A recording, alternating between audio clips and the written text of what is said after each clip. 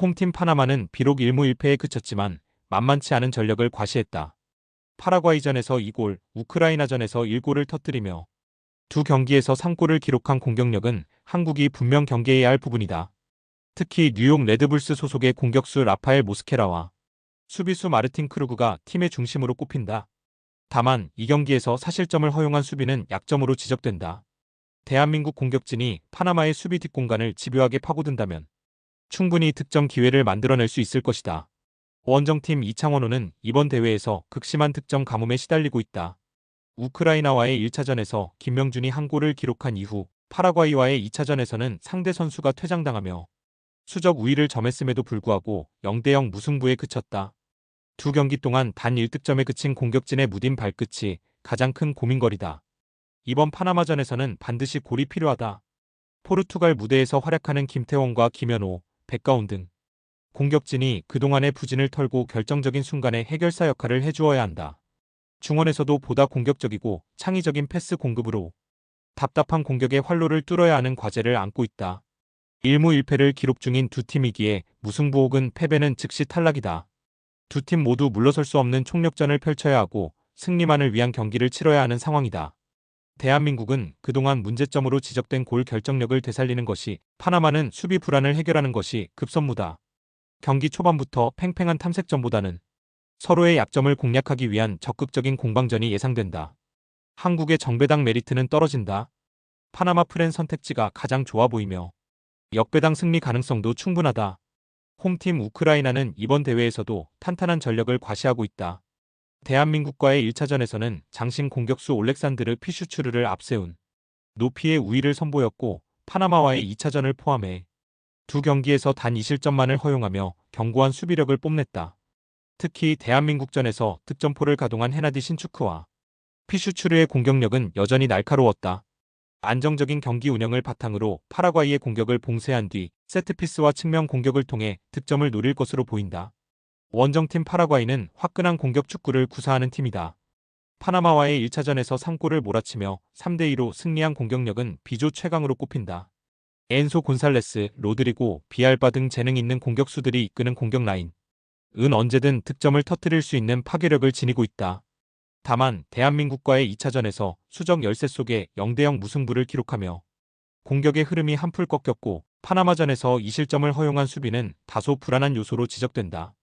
우크라이나의 높이를 수비진이 어떻게 막아내고 자신들의 장기인 공격력을 다시 한번 폭발시킬 수 있을지가 관건이다. 이번 경기는 파라과이의 화끈한 창과 우크라이나의 견고한 방패의 대결로 요약할 수 있다. 두 팀 모두 16강 진출이 유력한 상황이지만 조 1위라는 목표가 뚜렷하기에 섣부른 탐색전보다는 치열한 주도권 다툼이 예상된다. 경기의 승패는 중원 싸움에서 갈릴 가능성이 높고, 중원을 장악해 경기의 흐름을 가져오는 팀이 자신들이 원하는 스타일의 축구를 구사할 수 있을 것으로 보여진다.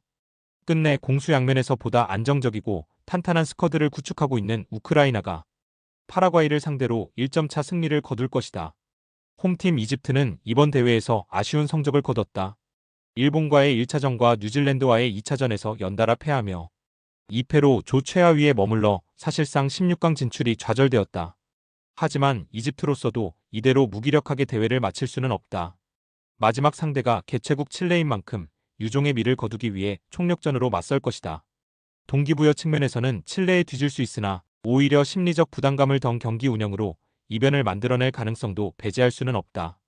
원정팀 칠레는 1차전에서 뉴질랜드를 2대1로 꺾으며 기분 좋게 출발했지만 2차전에서 아시아의 강호 일본에 0대2로 완패하며 기세가 한풀 꺾였다.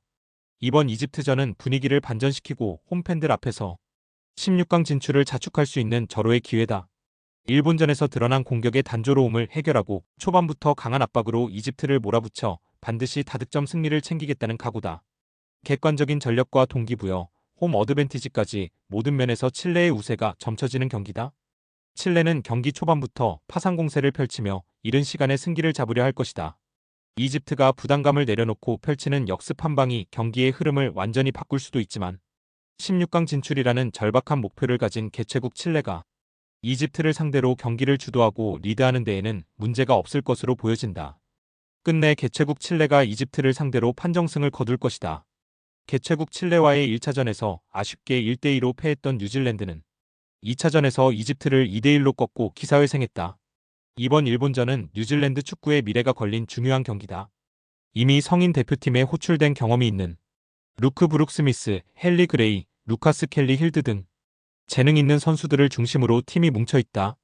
로테이션 가능성이 있는 일본을 상대로 반드시 승점을 따내고 자력으로 16강 진출을 확정짓겠다는 각오다.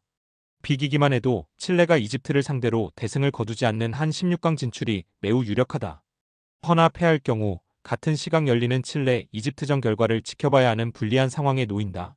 후나코시 유조 감독이 이끄는 일본은 이번 대회 최고의 팀 중 하나다. 이집트와 개최국 칠레를 연파하며 2경기 4득점 무실점이라는 완벽한 경기력을 선보였다. 탄탄한 수비 조직력과 오제키 유토, 사토 류노스케 등이 이끄는 짜임새 있는 미드필더진이 강점이다. 비록 주전 일부가 빠질 수 있지만 선수층이 두꺼워 뉴질랜드를 상대로도 쉽게 물러서지 않을 것으로 보인다. 이미 16강 진출을 확정했기에 주전 선수들에게 휴식을 주고 로테이션을 가동할 가능성이 높은 것은 사실이다. 하지만 조 1위를 굳히고 무패 무실점 기록을 이어가기 위해 이 경기를 놓칠 생각은 없다. 경기의 가장 큰 변수는 일본의 선수단 운용이다. 일본이 주전 선수들에게 대거 휴식을 부여한다면 16강 진출에 대한 동기부여가 확실한 뉴질랜드에게도 충분히 기회가 갈 수 있다. 하지만 일본의 후보 선수들 역시 자신의 가치를 증명하기 위해 100%의 기량을 쏟아낼 것이기에 방심할 수 없다.